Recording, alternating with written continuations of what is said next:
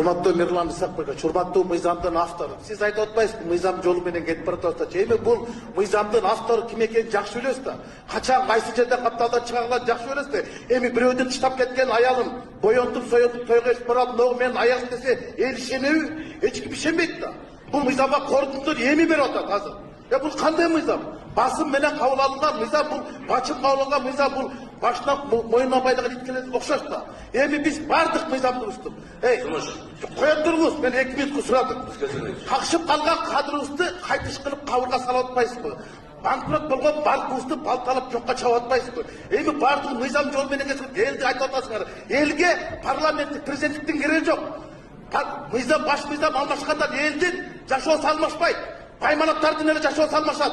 Байкуштардын жашоосу алмашпайт. Элге баш мыйзам алмашкандан 2 сом да пайда көрбөйт. Эли да көрөт. Мына ушул жолго алып баратпайсыздарбы? Эми айтып атасыңар бул заказной деп. Венециялык комиссия заказной бул. Венециялык комиссия азыркы 6 чакырышта айтты. Силердин мөөнөтүңөр да жок, дөөлөтүңөр да жок. Силер никтосуңар деди. Анда биз эмне үчүн Венециялык комиссиянын корпусун эске албайбыз?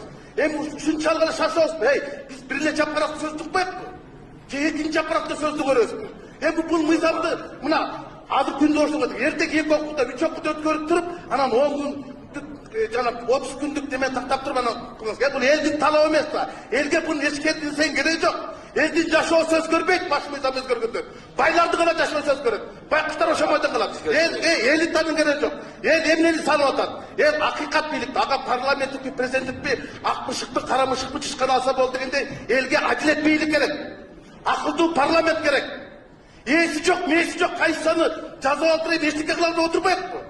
Эмне үчүн баш мыйзамды азыр жазып атат, а биякта болсо башка формасы тандай албай атабыз. Ушунун кимге кереги бар? Буну эч ким бербей жок. Бүгүнкү мыйзамды кабыл алып. Рахмат. Урматтуу депутаттар,